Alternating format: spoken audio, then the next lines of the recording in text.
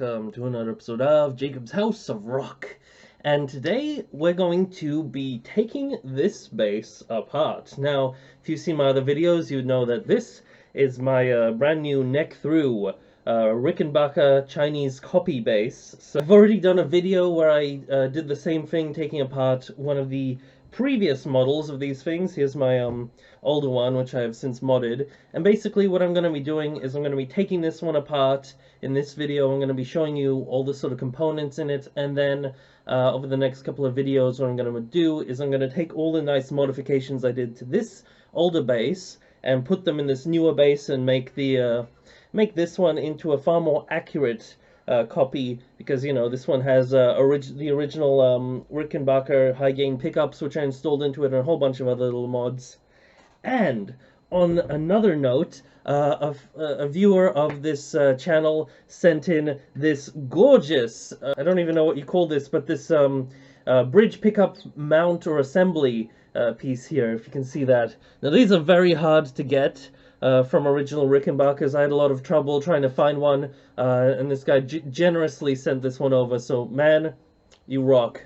This is so cool, and it's gonna make this bass look all the more convincing as an actual Rickenbacker and just look so much better and hopefully function a lot better. So thank you so much, and we're gonna get to installing that really soon as well.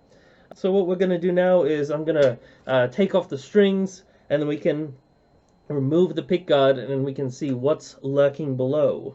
I've pretty much loosened the strings so they're all very slack, as you can see, but one thing I want to do is with this bridge here, I'm just going to kind of show you guys how this bridge sort of works before I remove the strings. So as you can see, this bridge actually is this sort of floating piece here, and it has a bunch of little Allen key holes in these five locations here that you use to basically hold this thing down and adjust the height of it. And then it has these little screw bits on the side which you put on at the end, and that just kind of holds it down permanently after you've fiddled with all of those.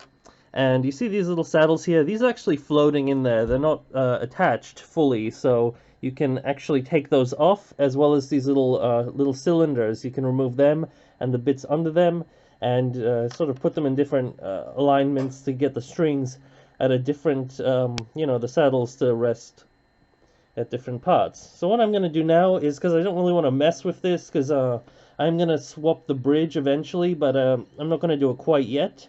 So what I'm going to do is I'm going to just try and retain all the saddles at this area. So I'm going to remove these side pieces. You can see, actually, this one came out just the top, and this one came out with the screw underneath, which is a little odd, but okay. What we're going to do is we're going to gently try and take the strings off for now. I may have to loosen the middle strings actually even more. As you can see, that just lifts off, and there we go.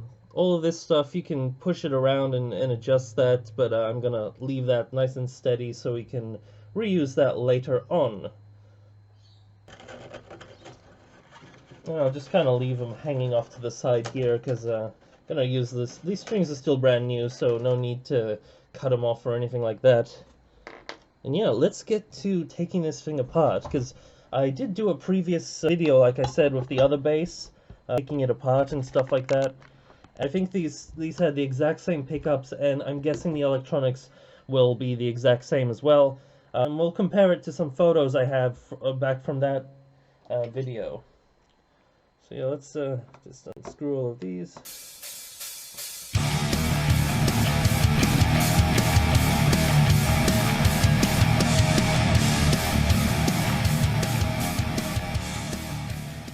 Now let's take a look at what we've got inside this bass.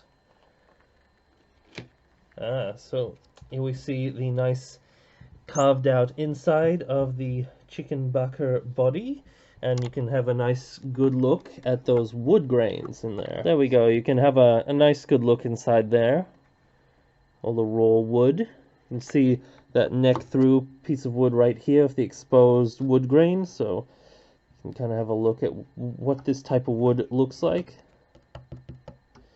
And Got the little channel going down the side. Got this nice sort of finish all over the rest of it. The little holes for pickguard. A little rough, but nice little channel there for the wiring. It's the inside there. And here are our electronics. So it does look really similar to the previous version, but the color of the wiring and I think the switch is completely different as well. So that's interesting. You see there. And we do have the same sort of little ceramic humbucker pickup. Again, these pickups are actually really decent. I actually did a nice jam session while playing this bass the other day with my band's drummer, and it was bloody awesome. So, you know, once you lift up this pickup a little higher, it does sound really good, because that was kind of the issue with my little sound demo that I did in the other video. Bridge pickup sounded really quiet. But this way, when you kind of raise it, it actually matches up really nicely, and it has a really nice full sound. Just this bass in general sounds pretty good stock, so yeah, that's pretty cool. Now you can kind of have a look at the wiring, and let's have a look inside this place with the two jacks, and they appear to be both mono jacks, I think. It's really hard to tell. I'm going to take those out in a second to show you guys, but yeah. Another thing I'm going to do is I'm going to insulate the inside of this base with some aluminium foil, or aluminum for you American viewers out there. But yeah, I'm going to put a little screenshot of the wiring from the previous, this base, how it came originally stock. Just to compare to this newer one.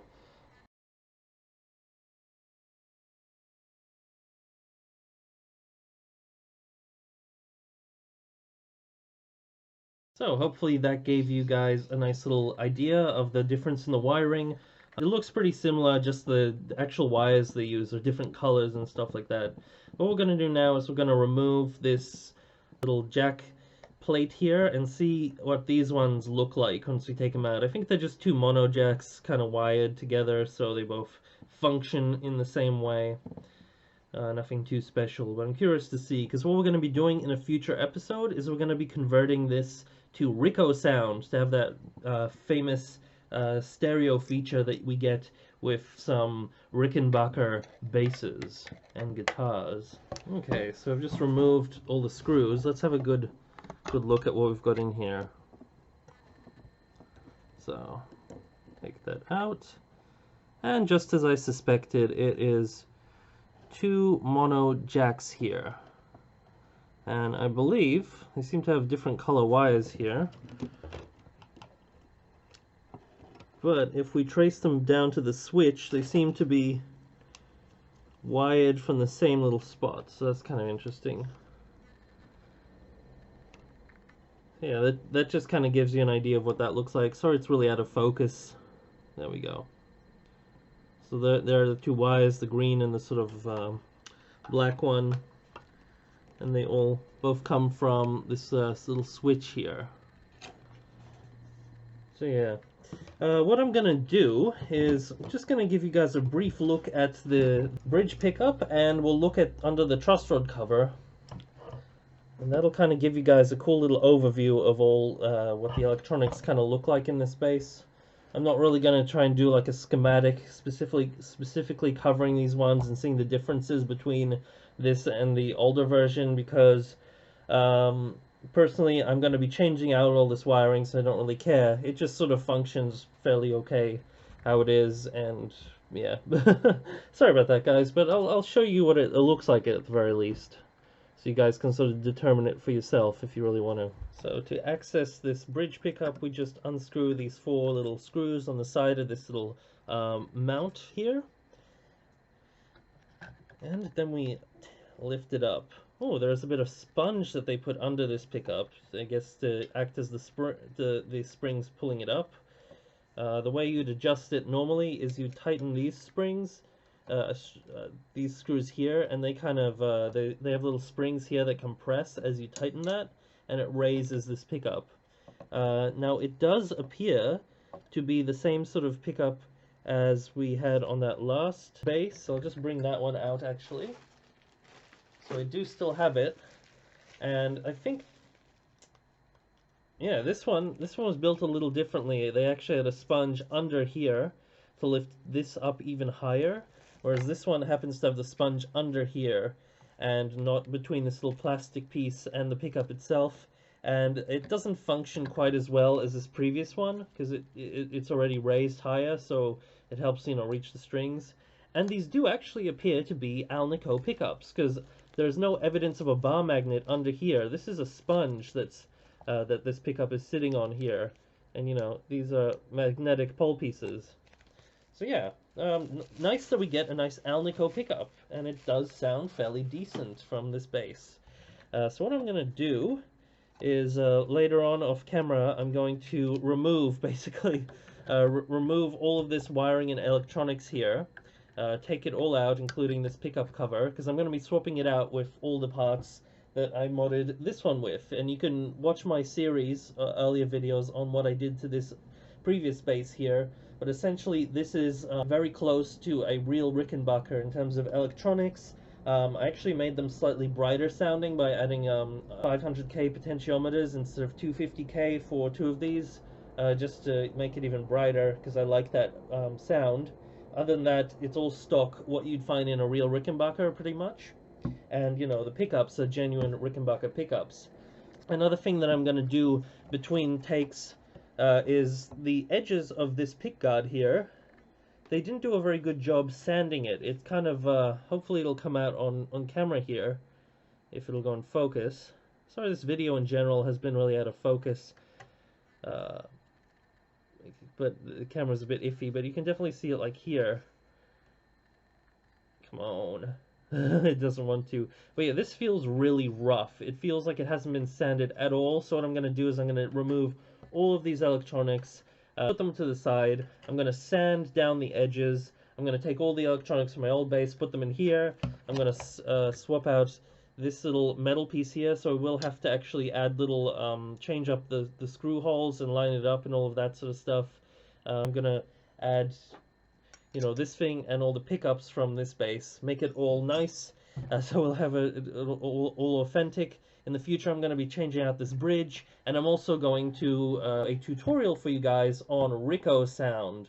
That's how we make that stereo effect, splitting the pickups here, because it is a little bit complicated. You need some special pieces.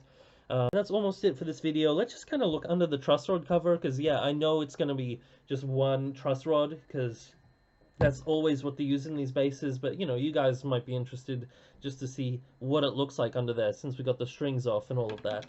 So this truss rod cover, if you've seen my other videos, it is just a 2D printed Rickenbacker made in USA logo. It isn't the real sort of deal one that they have the 3D letters on the real Rickenbacker truss rod covers.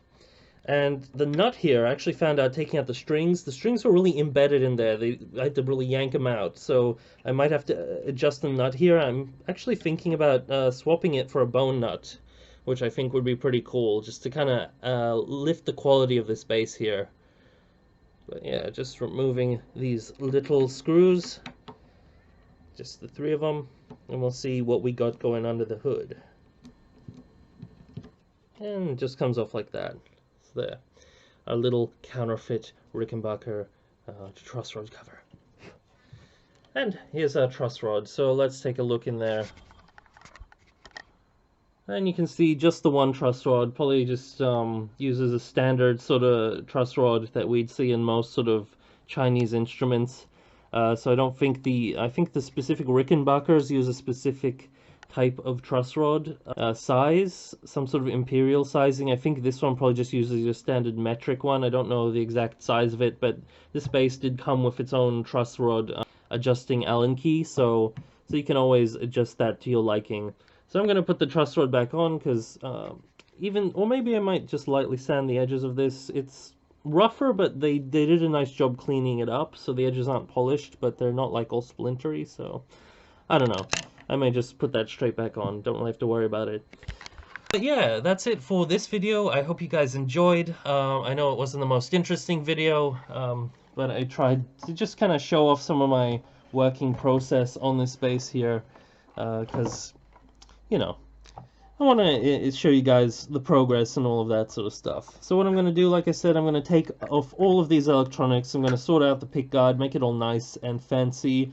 I may even swap in all the electronics from my other bass off screen. We'll see, because I've already done a lot of videos on that stuff. And yeah, see what it looks like all when it's put together, and expect that Rico sound tutorial out really soon, because I'm really excited to do that for you guys. I just need to go pick up a stereo jack from the store, because I had one, but I can't find it. Because I got this other jack here, which I've already done a video about, which is the main sort of thing which makes Rico sound really tricky to do. It's actually the mono jack in this circuit, which is really interesting. But yeah, we'll get to that in a future video. But with that, keep rocking, guys. Peace out. Thanks for watching.